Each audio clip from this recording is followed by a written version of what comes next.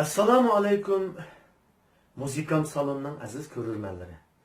2016 yılının Dünya Yusuf Has Hacip yili qilib bekitilishi sizni va men intayin so'yindirdi deyman. Shu vajidan qo'limga ravob berib, hurmatli shoirimiz Qutlug' Hoji Shavq apandining bu joyda mardonlar yotur nomli she'ri hurmatli ustoz kompozitorimiz Abdurahim Hayit apandining shu o'lmas kuylarini sizlar uchun ijro qilmoqchiman. Marhamat.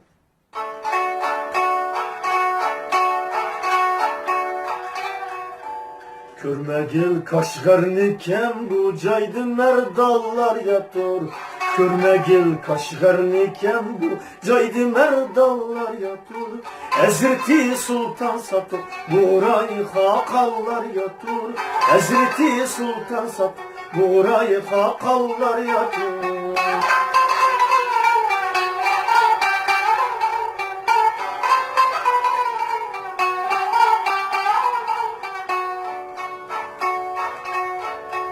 Halk üçün kurban verip düşman bilen kılgan köreş. Halk üçün kurban verip düşman bilen kılgan köreş. O şehidur kahraman alıp arslan hallar yatır. O şehidur kahraman alıp arslan hallar yatır.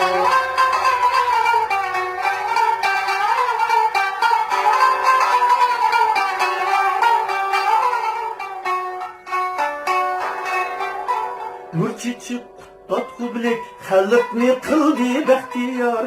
Nur çiçip kutlat kublek, evlatni kıldı behtiyar. Has Yusuf Hacip bu okşar, ehli irpallar yatır. Has Yusuf Hacip bu okşar, ehli irpallar yatır.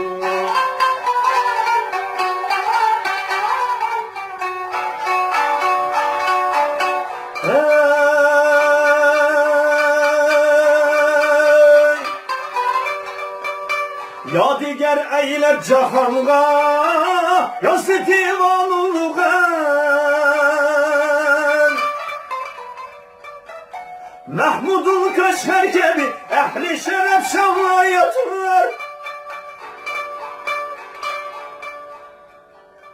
Eyligen şevkini meftun, halk için nurlar çiçek. Bu şehirde köpligen halk oğlu insanlar yatır. Bu şehirde köpligen